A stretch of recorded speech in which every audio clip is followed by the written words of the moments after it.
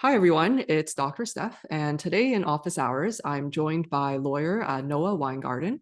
In this interview, I thought we can do some teaching around the rules behind prenups or marriage contracts. I'll use these terms interchangeably. Cohabitation agreements as well for common law partners, and work through some typical cases to solidify these concepts. So before we start talking about prenups or marriage contracts, let's begin by talking about what the status quo is. So let's say you don't have a prenup and you're married, or you're common law. What happens to your assets or debts when it comes to divorce or separation? So I would like to talk about the status quo, what it is right now when you enter into common law or marriage, in terms of the equalization payments. So a spouse under the Family Law Act or the Divorce Act is considered a spouse when they are in common law relationships. So after in Ontario, it's 3 years of living together. In other provinces, it's 2 years of living together, or you have a child together, or you get married. So now I'm going to share my screen. This is a table that outlines what rights and obligations common law couples have versus married couples, and it differs. So for example, the one big difference between common law and married couple is that there is no division of property like equalization in common law partners. When you're in common law, you keep your assets and liabilities before marriage and before starting living together and at the date of separation. However, when you get married, there is equalization of the gain you obtain during marriage with your partner, and we will go over the calculation shortly. With married couples, there is presumption of equalization, which is by statute, but you can contract out of it by a prenup or a prenup or a marriage agreement, which we'll talk about in a little bit. The concept of a matrimonial home also does not exist for common law partners, again, because there is no division of property. But marriage couple, it does exist. So when you get married and you live together in a matrimonial home, it doesn't matter that the matrimonial home on the title registry is under one partner or the other. It will be equalized 50-50 upon separation. Both spousal support and child support are an obligation, payment obligation for both common law partners and married couples. You can contract out of spousal support, and we'll talk about it in this conversation. You cannot contract out of child support. So this is the status quo for married couples versus common law. The main thing is there is no division of property for common law couples, and this is why some people choose, purely from a financial perspective, not to enter into marriage. So I would like to talk about the equation of net family property in terms of when a couple marries and separates later on. So basically how equalization works for married couples is that you calculate all the property that is owned by a certain spouse on the valuation date, and the valuation date can be date of separation or the date on which the divorce is granted. And then you deduct everything that you bring into the marriage, because again, you only equalize and share the assets that you gained during the marriage, because the presumption is that marriage is a joint venture, and so everything you gain during the marriage has to be divided 50-50 with your spouse. And then you exclude all the assets that I'll talk about in a little bit. The exclusions can be things you exclude in a prenup, any inheritance, gifts from parents. So this is the typical calculation. So everything you have at the date of separation minus what you came with, minus any exclusions, and this is the net family property for the spouse. I would like to go over a specific hypothetical with a prenup or without a prenup to show the audience how these come to life. So spouse number one, Meredith, At the time of marriage, she has savings account of $200K and a debt of $100,000. At the date of separation, she has $400,000 in savings, but no debts. So let's calculate the net family value of Meredith. So whatever she has at the time of separation is $400K in savings and no debt. So 400 minus 0. She has $400K in equity. When she came to the marriage, she had $200K in debt, 200K in savings and 100 in debt. So overall, she had equity of 100K. She has no exclusions because she didn't get any inheritance during the marriage and there is no prenup. So 200 minus 100 is 100, 400 minus 100 is 300K. So right now she has net family value of 300K. Spouse number 2, Derek. At the time of marriage, he had a condo. It was worth 600K. He didn't have any debt. At the date of separation, the condo was 800K and no debt. The condo is not a matrimonial. So the condo is worth 800K minus 600. His net family value is 200K. Again, this is what he gained during the marriage, which is the presumption is that it's supposed to be shared. So whoever, the spouse that has the higher net family value has to pay the one that has the lower net family value. So 300 of Meredith minus 200 is 100K. 100K is supposed to be divided by 2, and that's 50K. So Meredith has to pay Derek $50,000 in equalization. What remedy is available for common law couples? So common law, we discussed that there is no equalization payment. So there is a notion that is called unjust enrichment, which one spouse can tell the other, because of my unpaid labor, I have enriched you and improved the property. And therefore, your business on your home is actually considered a joint venture. And I'll give you an example, a scenario. So there is an MD and non-MD. They're both in common law relationship and they live in Vancouver. The MD is a resident, makes about 80K a year. The non-MD is in management consulting, making 180K a year. The MD gets accepted to a very lucrative fellowship position in Toronto, and the couple jointly decides to move into a house in Toronto that belongs to the MD spouse. The non-MD spouse all of a sudden cannot find the job in the same position, and they only find a job that pays around 100K a year. The couple decides to have 2 children down the road, and the non-MD takes a leave to raise the children and take off the household. And it further sets them behind in terms of earning ability and their career. But in the meanwhile, the MD finishes the fellowship and their professional corporation generates around 700K a year. Then they decide to separate or part ways.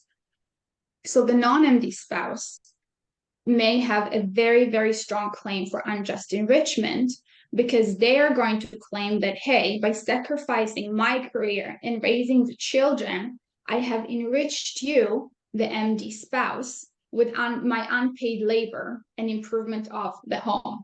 So in this case, they may actually have a very strong case for constructive trust, which is the remedy of unjust enrichment in the matrimonial home, because they have suffered a deprivation. So the notion is that saying, hey, I invested all this time and labor for you, and in turn, you actually kept some of your money or assets in trust for me because I wasn't compensated for this during their relationship. So in a case like this, this would be the status quo situation, right? Where they haven't had a common law, like a cohabitation agreement. Right. This is this. So again, constructive trust is very hard to prove. Mm-hmm. It's not automatic. It's just a claim someone can bring. But for example, when you talk about equalization for a married couple, this is statutory. So this is the presumption that couples that separate will automatically equalize. Common law couples, one spouse that suffered the deprivation has to bring a claim to the court. So it's a higher threshold. It's higher to prove. Obviously, higher legal fees, and it's not automatic, but the courts do recognize that. And in this scenario, the non-MD spouse would have a very strong claim, in my opinion. Gotcha. So in a scenario like this, would they need any cohabitation agreement then? I would probably get a cohabitation agreement.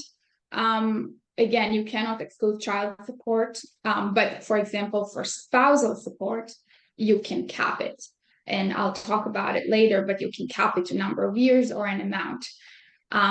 Cohabitation agreement will also stipulate that one side will not have any claim for unjust enrichment. In this case, it's going to be very hard for the non-MD spouse to bring a claim because technically they have agreed to enter into this cohabitation agreement and waive the unjust enrichment claim. So it's going to be harder for them to bring the claim and actually claim some equity in the MD spouse's assets. Gotcha. So in a situation like this, the non-MD spouse may not actually want a cohabitation agreement because it seems to disadvantage them, but it advantages the MD spouse, it seems like in this case. Exactly. So it's always an advantage for the high earning spouse to have a domestic agreement in place, and it's also it's mostly a disadvantage for the low earning spouse to have it in place because certain things are excluded in the contract and maybe spousal support is capped, and so this is usually the case. Got it. And so in terms of, we discussed a bunch of terminology. We talked about equalization payments, and we also talked about the spousal support, also known as alimony. Is spousal support and child support, are they calculated differently, or is there a different equation for, let's say, child support? So child support, the definition of child support is a periodic payment to support the children at the end of the marriage. And the amount is determined by resorting to the guidelines, the child support guidelines, which the child support amount is calculated based on the net income, the number of children, the province where the payor and the payee reside. The child support guidelines are mandatory. So this is what the court will resort to, and this is what the courts will follow. Now, you cannot waive child support in a domestic contract. You cannot talk about it. You cannot touch it because this provision will be invalidated by any court. And the income for that calculation is determined by your tax return, and the court will take into account also any income from investment, professional cooperation, and so forth. Spousal support is different because spousal support is just a legal obligation to provide support for your spouse. And the amount is really calculated based on the difference between the spouse's income. Spousal support is determined by the spousal support advisory guideline. Again, it's called advisory guideline because it's not mandatory. The courts do not have to follow this, and it's entirely optional. Why is it optional? Because you can contract out of it by law, by a prenup agreement, marriage agreement, and cohabitation agreement. The net income of a spouse, specifically the payor, is usually the amount of their income on their tax return, line 150, minus any, if they pay any child support, any tax deductions, and then if they get any credits, then you add the credits. I see. So now that we talked about the terminology of equalization payments, spousal support, and child support, one common case that comes up is where partners are in similar amounts of debt, or they might have similar incomes or similar backgrounds. They don't really feel the need to get a prenup. What are your thoughts around that? So I get a lot of MDs that come to me and they're like, we're in the same specialty, we make the same, and I don't know if we should get it. And I always tell them, this is the status quo right now, but things may change down the road. Like, for example, someone can go on a leave, maternity leave or paternity leave, to raise the children, and therefore they're not going to earn any money because they're not working in a hospital or a clinic, or they can just stop working because of a disability. So on the other hand, you may come into any unexpected sources of income, like inheritance that is not specifically excluded for the other spouse, or my point to the couples is that you don't know how situations may change over time. Whatever things are usually good in the very beginning, but you don't know what's going to happen down the road in 20 years. And so a prenup cohabitation agreement usually helps to shield certain assets in the event of separation and in the future. Mm-hmm. Also, specifically for physicians, it is, I think, very important because you guys spend a lot of time in school and residency, and then you have to cover a lot of debt, and you don't have pension. Whatever is in your professional corporation is your pension. So I highly advise to sign a cohabitation or a marriage agreement to exclude the equity in that corporation, because that's going to be your pension. Aside for this, I think it's drafting a prenup or cohab agreement is a great opportunity for the couples to discuss certain things, like how they would like to divide their finances, what they want to spend money on, what they value, what they don't value, how they would like to raise the children, and so forth. And it really opens up the communication between the partners. And I think maybe it could be very uncomfortable, but it's better to be safe than sorry. Yeah. Also, my last point, it also helps couples decide how they would like to integrate their finances. So there are specifically 3 models people choose to do. They either combine all their finances into a joint account, share all the expenses, share everything. They can also, on the other hand, keep all finances separately. So I've had a lot of prenup agreements where the couple specifically told me where all the income is going to be dumped into our personal accounts. We're going to keep everything separately, and we're going to reimburse each other every month.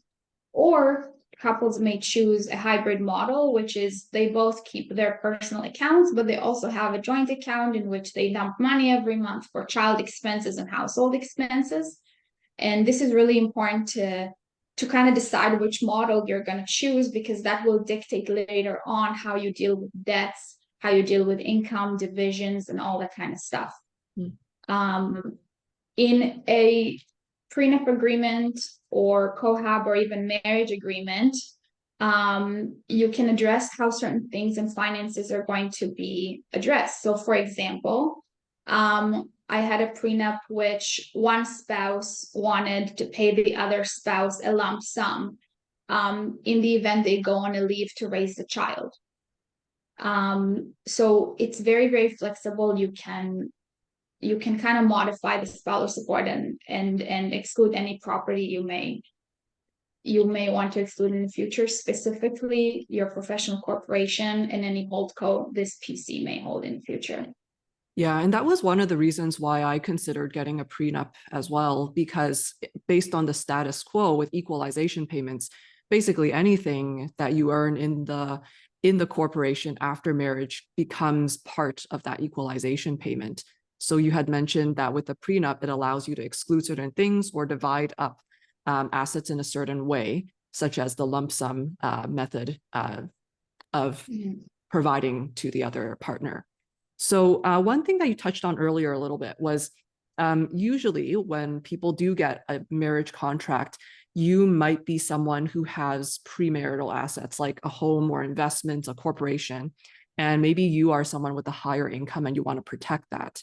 But often, if your spouse may not have a high income like you, or maybe there is a bit of an imbalance, they might not want a marriage contract because they don't think it is fair. And like what you mentioned earlier with the cohabitation case, they might often do a lot of unpaid work in the household, and they see that the prenup is kind of like a breach of trust and fairness. So what is your advice around couples when there is this imbalance, monetary imbalance in the relationship?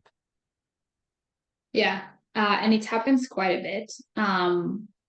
So first of all, a prenup and a cohab agreement and all domestics agreements, it's 2 people agreeing on the terms, and they need to consent to enter this agreement. So you can't force anyone to sign on something they don't want to provide consent for. It happens a lot when, you know, negotiations start and one party, the lower earning spouse, is really like, I don't want any of this. And I always tell them, listen, you talk internally and decide, and really foster communication between them. So the higher earning spouse, or the spouse that comes with a lot of assets, maybe family assets, I always encourage them to explain why they want to get a prenup to their lower earning spouse, and really just express their feelings and concerns in the future. And I also tell them that the lower earning spouse, a prenup doesn't have to be disadvantageous for you. Because in a prenup, you can actually say, well, you can actually ensure that the other spouse pay you spousal support in a certain amount, or maybe if you separate, you get a lump sum, or maybe you get a certain assets. So it doesn't have to disadvantage the lower earning spouse. It usually does, like, to be honest, but it doesn't have to be. If they cannot come to an agreement at all, then purely from a financial perspective, I would advise not to get married. Just stay common law. You're still eligible for spousal support, child support, but there is no division of property. And in fact, a lot of people later on in life, it's the second, third marriage, maybe they enter into a relationship later in their lives, in their 40s and 50s, after they've accumulated a lot of equity, they do choose to remain in common law. They have a family and everything with their spouse, but they just don't enter into this marriage, which is a legal relationship between partners. And I have a funny story about this, because my colleague had a case where two spouses married, second marriage in their 50s. One of them had millions of dollars, was a banker, already had a lot of equity, and he wanted to sign a prenup agreement before the wedding with his future wife, and she didn't want to. And after the date, the evening before the marriage, the lawyer advised that guy not to get married tomorrow, because there's no prenup, and the spouse, this guy actually threatened or told the woman that he's not showing up to the wedding tomorrow if there is no prenup. Wow. So that was yeah, it's really funny, and it happens. So something you said that was interesting was that one of the benefits for the lower earning spouse is that they can have some degree of guarantee for how much spousal support they get, or how much lump sum they get. So I'm guessing if they didn't have a prenup, would the spouse kind of have to show a level of proof that they are entitled to a certain amount of spousal support? So spousal support is typically paid for a duration of time, usually half of the duration of the marriage, or in marriage, I mean, since you became common law. So if you cohabit for 4 years, and then 3 of them don't count, because you enter into common law relationship only after 3 years in Ontario. So 1 year of common law relationship plus 10 years of marriage, that 11 years divided by 2 is 5.5 years. So it is a statutory, it is the law that you have to pay spousal support for that amount of time. But it could be that in a domestic agreement, you're going to say, okay, well, I'm actually going to pay you for 10 years, or I'm going to give you equity in the amount of $1 million, which would probably cover over and above any spousal support payment that you're going to pay for, even if you're married for 20 years. So it's totally up to you. But no, you have to pay spousal support. Again, depends on the incomes of the two people. If someone is in disability, if someone is in disability all of a sudden and they're not able to earn any income, then the other spouse may have no claim. It just depends what happens on separation. Right, right. And I guess having that prenup allows you to negotiate a little bit. Maybe you can negotiate a bit of a higher spousal payment than what is in the status quo, for instance. So moving on to my next question is, do you ever notice any differences in couples who divorce who has a prenup versus those who did not have a prenup? Definitely. I can think of a few distinctions here. So the first one is division of assets. So couples that typically have a prenup basically have a predetermined arrangement for their division of assets on separation. And so once the spouses know they can or cannot claim equity in the other spouse's assets, there's a lot less friction in separation because the prenup kind of sets a tone and adjusts expectations of both spouses. It can streamline the separation process. It reduces a lot of conflicts and also reduces a lot of legal fees. In terms of spousal support, same thing. If you have a predetermined arrangement for spousal support or alimony, these terms are the same.